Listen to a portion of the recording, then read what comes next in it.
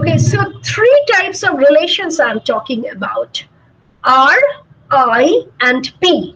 R is as good as, which is actually the combination of P and I.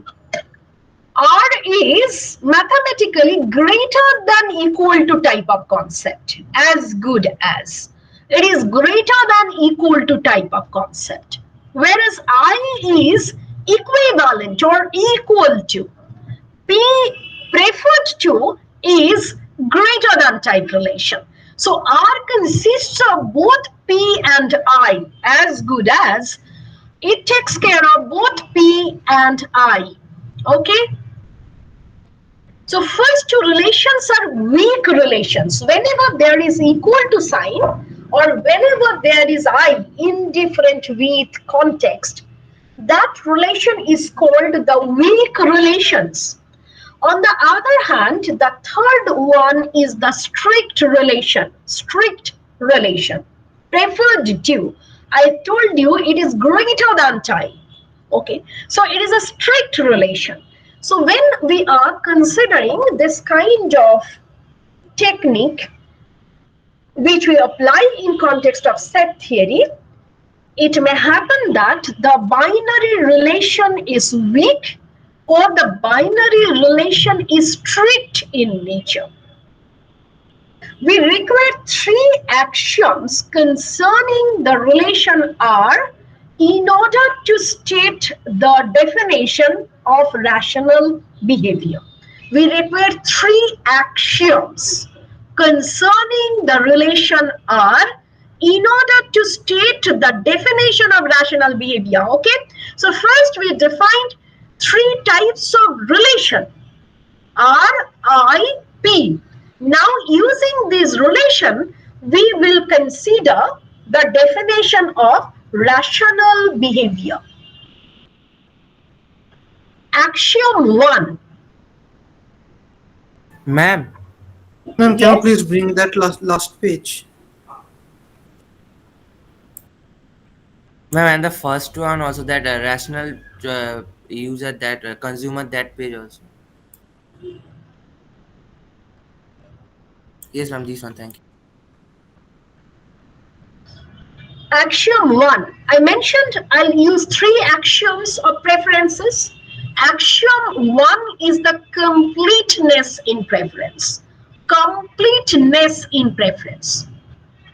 For all x prime in S, for all x prime in S, either x r x prime or x prime r x or both will hold. So if I say x is as good as x prime, that indicates x prime is as good as x or both. Okay. So this is equivalent to union type of concept. A union B means either A or B or both. A union B, either A or B or both. That type of concept. Completeness indicates that type of concept. For all x prime in S, either x or x prime or x prime rx or both. Now, we can develop three corollaries from this particular idea of completeness. One and only one of x p x prime or x prime p x or x I x prime holds. Preferred to is a strict relation. So if I say x p x prime, then never x prime p x. If you are a rational consumer and if you feel that x is preferred to x prime, if income, prices, all these things remain unchanged, in that case, x prime cannot be preferred to x. Okay, with the same prices and income, if your preference changes, in that case, you are irrational in nature. So one and only one of x p x prime or x prime px or x I x prime holds. If x is indifferent with x prime, then always x is indifferent with x prime as long as prices and income remain unchanged. B. X is indifferent with X, X prime is indifferent with X prime. This particular property is called reflexiveness. Reflexive. If the choice is complete, it is also reflexive as well. Okay, so if we stand in front of mirror, we will get mirror image, which we call reflection. Okay, so X is mirror image or reflection of X. C. If X prime, X is indifferent with X prime, then X prime is also indifferent with X. This is called symmetry. If X is indifferent with X prime, then X prime is also indifferent with X. So completeness consists of three sub-properties. If there is P, it should be unidirectional.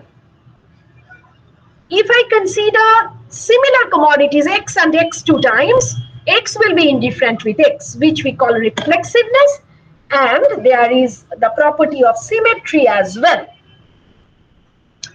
Next axiom is transitivity. Transitivity. Already you are familiar with this concept. For all X, X prime and X double prime in S, if X are X prime and X prime are X double prime, then X are X double prime. So if A is prefix to B, B is prefix to C, then A is prefix to C. Never C is prefix to A. It is not circular. It should be transitive in nature. It will be linear. If A is prefix to B, B is prefix to C, then A is prefix to C. This We kind of learned concept. this on the very first day. I didn't get you? We learned this about this transitivity on the very first day. Yeah, On the yeah, yeah. first class. Yeah. Because, then also we started with the rational human being. Rationality is, we equate with optimization as long as we consider the selfish human being. So we started with that. Now, more formally, we are trying to develop the concept of rationality. So along with transitivity, other axioms are also coming in our analysis. Okay, the third axiom is rational choice. If X is chosen from a set of alternatives S, then for all X prime in S, X is at least as good as X prime. So if I choose X from the alternatives, which is given in the set S, prices and income remaining unaltered, then X is at least as good as X prime.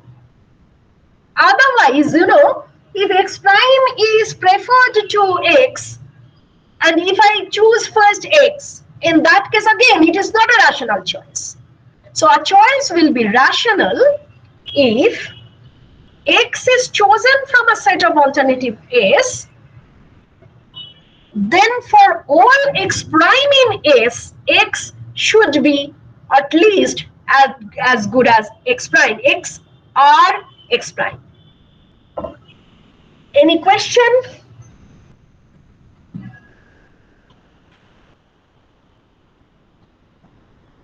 Is it okay?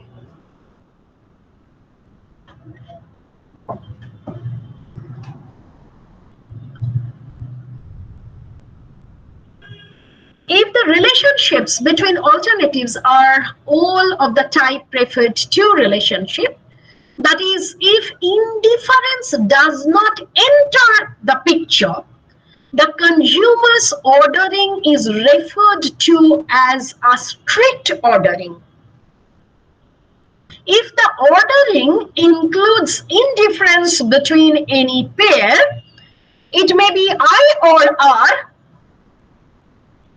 with the other relations being of the preference kind, the ordering would be a weak ordering.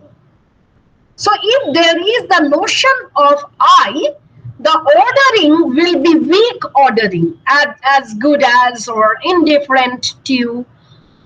On the other hand, if we consider P across different possible bundles, in that case we call it strict ordering of the preferences. Next, the consumer's preferences. So one was the rational consumer. Second, the consumer's preferences. Now we will introduce a further axiom which will relate directly the consumer's preferences to the commodity space. So when I was in context one, that is rational consumer, the type of axioms I discussed, that is based on commodity space only. Commodity space only. I didn't apply consumer's mindset with that. We just talked about the relationship between the bundles. That is, the idea was confined with the commodity space only. Now I am matching and mixing the commodity space with the consumer's preference, consumer's mind I am bringing in the analysis. So now we will introduce a further axiom which will relate directly the consumer's preferences to commodity space. That idea is non-saturation. Non-saturation. Consumers prefers more of each commodity to less. Consumer prefers more of each commodity to less. So if I can afford, always I'll like more to less. This is called MIB, capital M, capital I, capital B. More is better. More is better. More precisely, if bundle X contains at least as much of every commodity as bundle X prime and more of at least one commodity, then X is preferred to X prime. So more means, if I consider two bundles X and X prime, X contains at least as much of every commodity as bundle X prime and more of at least one commodity. So if I consider orange and apple, in both X and X prime I have orange and apple. In first case I have 2 and 2. 2 oranges, 2 apples, and in the second case I have 2, 1. Or it can be 2, 2 at most. Then also because of some reason I am choosing 1. Okay? So this is the context. Consumer prefers more of each commodity to less. We call it MIB. More is better. Let's consider the pair of bundles as X is equal to X1, X2 up to Xn. X prime also consists of n number of commodities, same n number of commodities, X1 prime, X2 prime, X prime, n. The volume of X1 prime and X1 may be equal. X2 prime may be a bit less than X2, then X3, and X3 prime may be equal, and starting from then Xn and Xn prime, everything is equal. Only X3 was greater than X3 prime. Okay, so if X consumer chooses X, then that will indicate, X and X prime consist of the similar commodities. However, X consists of at least one commodity more. Okay. This is called the idea of non-saturation. Non-saturation. Now, from this idea, we are developing axiom 4. For all X and X prime in the consumption set, If x is greater than equal to x prime, greater than equal to means x has all commodities equal, and there is a possibility that some commodities or at least one commodity has some greater amount, then x p x prime. Okay, x is preferred to, strongly preferred to x prime. This axiom is also termed as axiom of dominance or axiom of monotonicity. We call it the axiom of dominance. X is dominating x prime, or axiom of monotonicity. Monotonicity indicates if x is greater than equal to x prime, then x will be preferred to x prime. Okay, it is as the volume of x is increasing compared to x prime, consumer's preference is moving towards x. So monotonic preference. So both the things are going to the same direction. So it is called the idea of non-saturation. It is also called the axiom of dominance, or it is called the axiom of monotonicity. Now, in reality, there may be goods as well as bads, like air pollution, noise, etc. So, for noise, air pollution, we will get opposite of dominance. If I say that a consumer is very rational, however, she wants more and more air pollution, more and more noise. In that case, can we say the individual rational? What do you think? No, no, No. of course not. So for bads, so in reality there are goods as well as bads. So for bads, we should expect the opposite of dominance. Okay, lesser the better. For the goods, more is better, is indicating the dominance, and for bads, lesser the better. Consumers' preferences can be illustrated with the help of the following figure. Okay, so now I'll like to elaborate consumers' preference using a graph. So what we will do, we will consider, let's first look at the diagram. I'll consider two commodity world. X1 I'll measure along x-axis, and x2 I'll measure along y-axis. I'll consider a two commodity world, x1 and x2. Don't think it's a very limited world when I'm considering the graphical analysis, because x2 may take care of all other commodities. So in fact, x2 may be equivalent to x minus 1, x subscript minus 1, which indicates, apart from 1, I have all other commodities in x2. So in microeconomics, when we go for this kind of graphical analysis, don't think that it is very limited, because we are talking about two commodities only. Okay, don't think that because x2 is taking care of all other commodities. Okay, so suppose And I'm why is there considering. that gap? What is the question?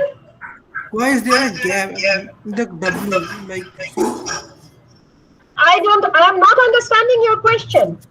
ma'am, there is a And he's gap asking in the about the gaps. x-axis. Okay, I didn't tell you to draw the diagram. There is no gap at all. When I am putting something, so there is a box here. So if I, you know, move like this, it will go like this. So when I did this, so don't draw these things because you are not understanding anything. So first try to understand the part, and then I'll go to the board and I'll do this. So what we have to do, I'll consider a two commodity world, as I mentioned, then I'll divide this first quadrant into four parts. Okay, I'll divide the first quadrant into four parts, and then I'll draw a line like this. Okay, so first quadrant I'll divide into 4 parts first, and then I'll draw a line like this. So I'm going to the board to do all the things.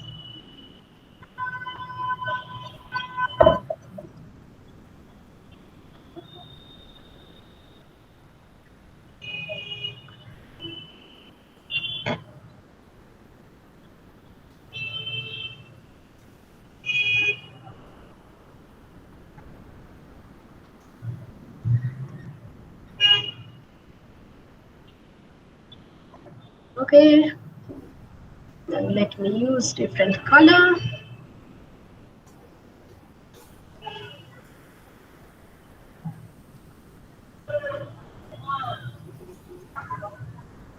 So you do this.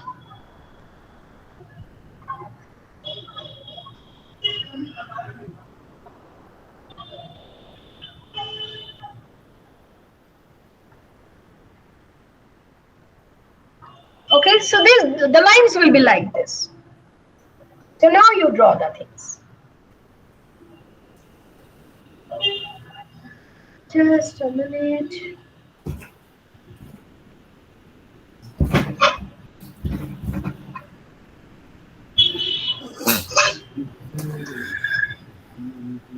Okay, so next we will consider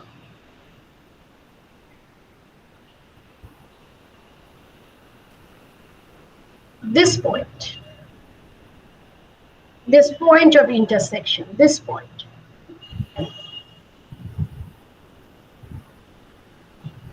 This point, you know. So let me check how I marked. It is X. X in W. Okay, so we will mark the points like this so that it will be easier for you to grasp the entire analysis. So the line is OZ, and we will mark this point as X, this point Y, this point W.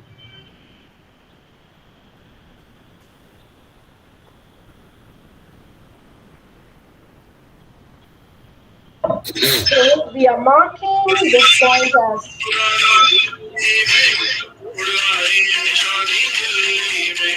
Okay, somebody's audio is on.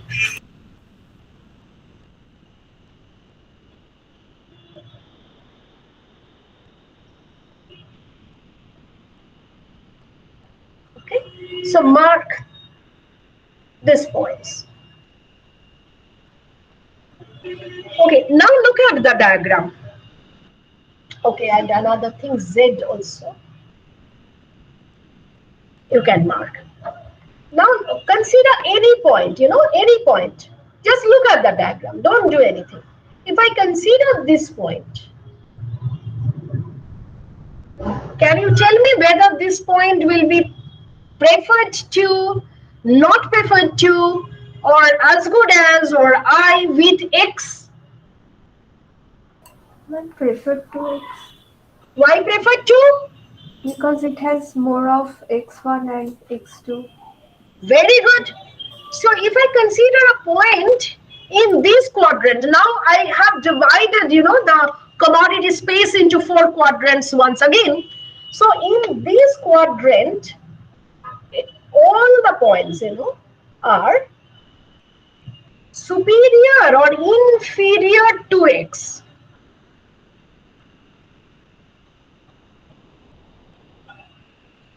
Points are superior to or inferior to X.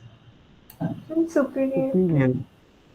Superior to, So if you look at this thing, these points are superior to X and these points are inferior to X. Okay, so we are marking these two zones, superior to X, inferior to X.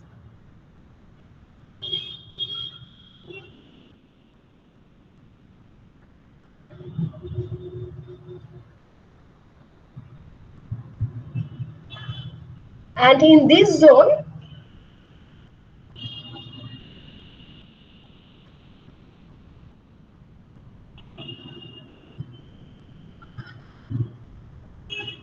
Okay, so we are marking the things like this. Now for this zone and this zone, the things may not be that clear. Things may not be that clear. Okay, so we will try to understand what is happening for this zone and this zone, because if I consider this zone, x is increasing, x1 is increasing.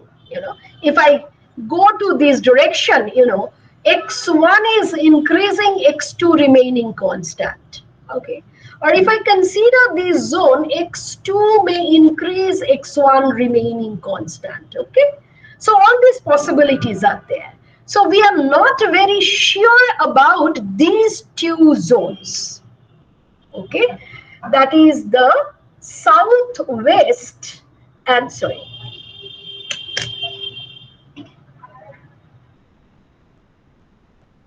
okay, southeast and uh, northwest. For the southeast and the northwest zone, we are not clear what is happening to these zones. We will be not directly able to declare whether the zones will be superior to or inferior to x. That is not that easy. So next, what we are going to do, let's try to understand. So first, let's check this line. A line from the origin is drawn to the northwest of x so that it passes through the northwest zone of ignorance. Okay, so we are calling it zone of ignorance, but also through the two zones which are known as inferior and superior to x respectively. Next, we will consider a point, like, we consider a point in this YZ. From the axiom of dominance, we know that all points on the line section YZ, this YZ, just a minute, line section YZ lies in the superior quadrant with X as origin. So if I consider any point in this zone, all the points are lying in the superior to X zone. Similarly, all points on OW, okay, if I consider this part, all points lying here is definitely inferior to x. Similarly, all points on OW are inferior to x. A point like y must be preferred to w. Look at this, y must be preferred to w. Okay, why? Because y consists of this much of x2 while this much of x1. Compared to x, it has the similar amount of x1. However, one other commodity x2 more. Now, if I consider w, we have similar amount of x, similar amount of, if I am in w, compared to x, it has both lesser amount of x1 as well as x2. So clearly, the point like y is superior to a point like w. A w has lesser x1 and x2 compared to y. Y has more x1 and x2 compared to w. So a point like y will be preferred to a point like w. Is it clear? A point like y must be preferred to w as y lies to the northeast of w. It contains more of both commodities. Is this line clear to all of you? Yes, ma'am. Yes, sir. Okay. Now, if I compare W with X, if I compare W with X, W is preferred to X or not? No, ma'am. X is preferred to W. X is preferred to W. Why? It will contain more commodity of X1. More commodity of X1 and less But of? but it will ma'am, for W and X it will contain the same amount of X2 Very but good. more of X1. So X Less will of be X1. preferred. W consists of less of X1. Okay? Less of X1. Yes. Okay. So what we are finding that W is not preferred to X, whereas Y is preferred to X. Okay? So if I consider a line, what we are finding that W was not preferred to X in a very small area. One point is not preferred to, whereas another point is preferred to. Again, Y is preferred to W. Okay, so we are getting all these things. So what is happening? W was not preferred to, and if Y is preferred to along this continuous line, and if W and Y are very close, that is, they are in neighborhood, in between W and Y, there must be a point like M. There will must be a point like M where the choice switch over from not preferred to preferred. If the gap between W and Y is very small, the points are very close to each other. If Y is in neighborhood of X and W, then also this relation will exist. Y is preferred to X, W is not preferred to X. And between Y and W, Y is preferred to W. So in a small line, if I find that one is preferred to X, another is not preferred to, in that case, we have to understand there must be a point where the preference is switching from one to other.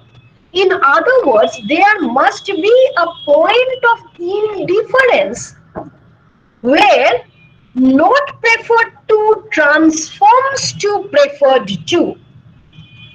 In between W and Y, there must be a point when the choice is switching from not preferred to preferred to.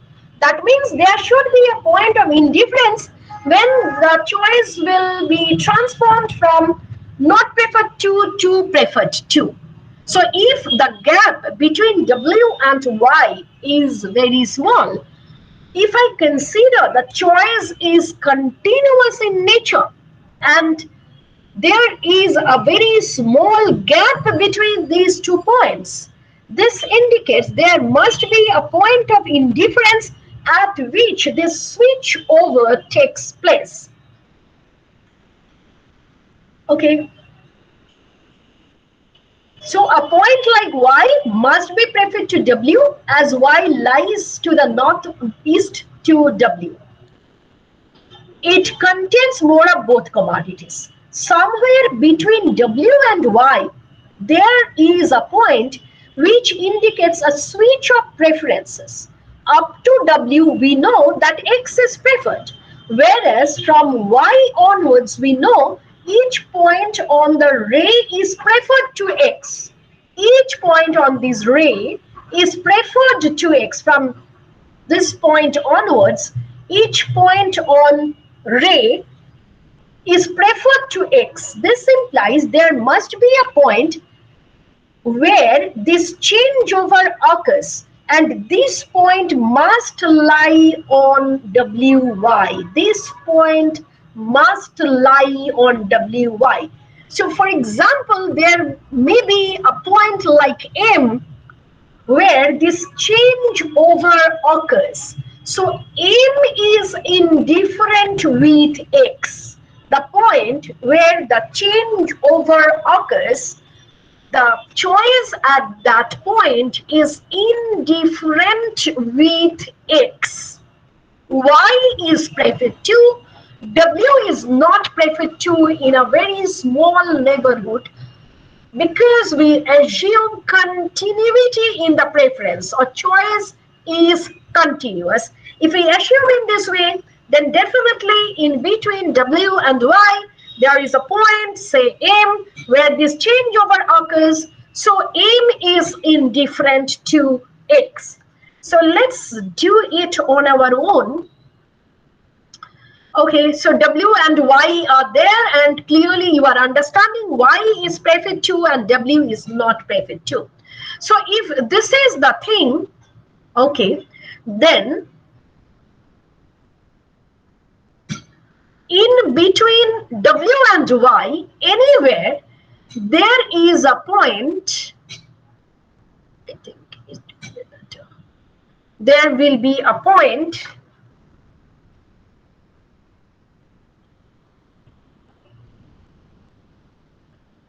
say M, which is indifferent to X. Next, if I consider M as a reference point, and we divide the first quadrant into 4 quadrants, considering the lines as we considered earlier, that is,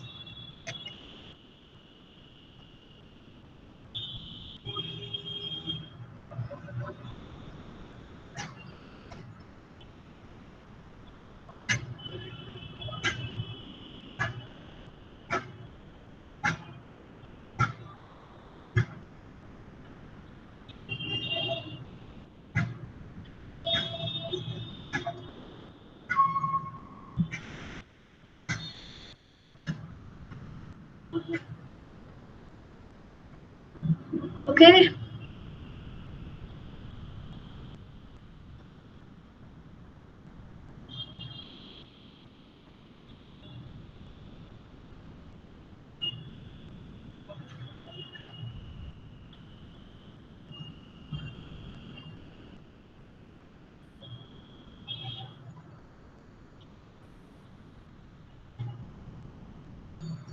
so now M is the reference point, okay.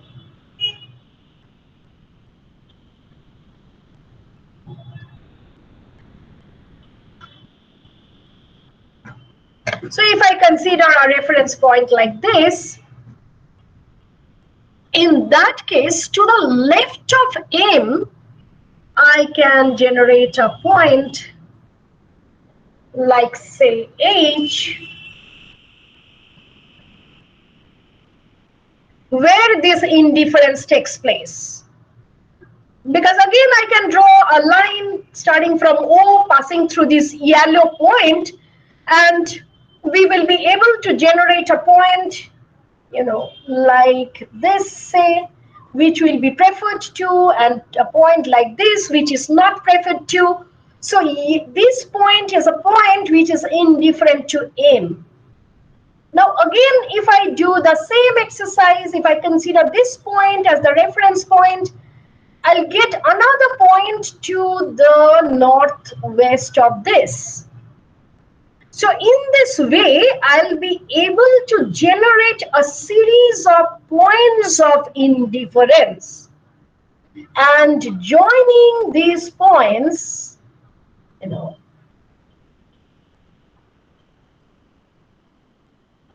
I can generate a smooth curve like this.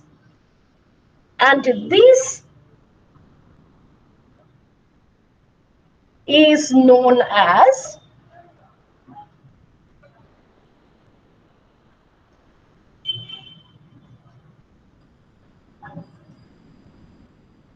okay, so my starting point may be from this point, So to the northeast, northwest of this, I'll get it. Northwest of this, I'll get it. Northwest of this, I'll get it. So I can draw a continuous curve passing through the northwest and southeast zone, along which all the points are indifferent to each other. This continuous locus is called the indifference curve. This continuous locus is called the indifference curve because it is combining all the points of indifference in choice. To the right of this curve, if this is the indifference curve, to the right, all points will be preferred to.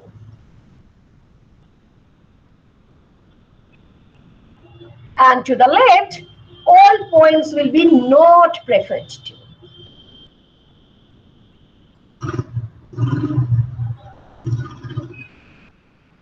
Okay, so if I consider an indifference map like this,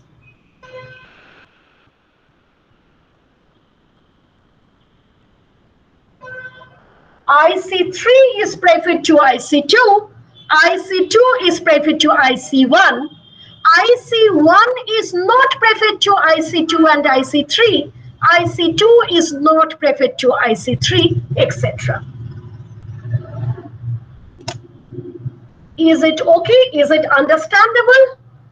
Ma'am, can you please explain this part from this northwest to southeast about this indifference curve?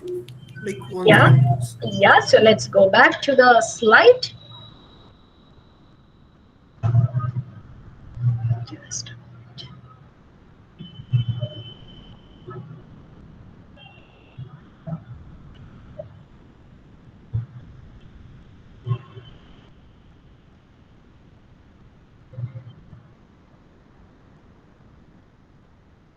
So you could understand about point M, point of Yes, indifference. ma'am. Then Yes, ma'am. considering M as the reference, I hope you are understanding I can generate Q, N. Then And considering N as reference, I can consider Q. Okay, so yes, we can generate a series of points. My X can start here as well, I started from this particular point. However, it could be anywhere here, anyway. oh, so from one point we are generating another point which is preferred to the previous point. From that we are joining the curve.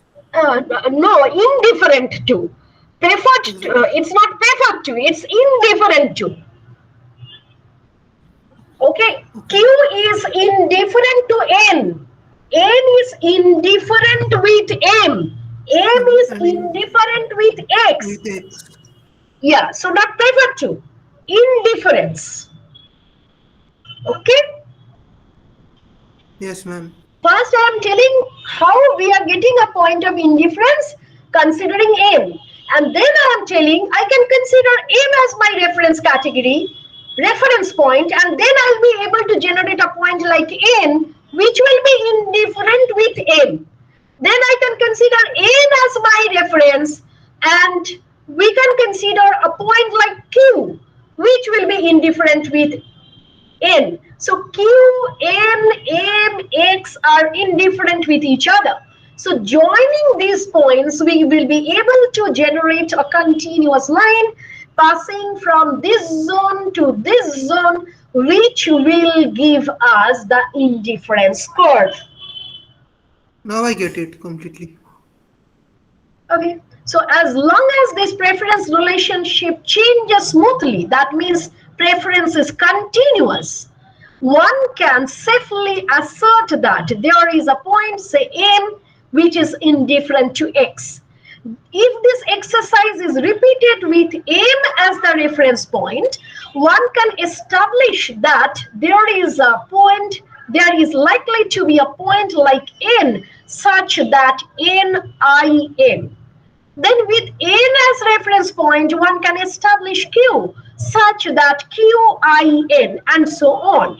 The continuous line joining Q, N, M and X with similar points in the southeast quadrant is called the indifference curve.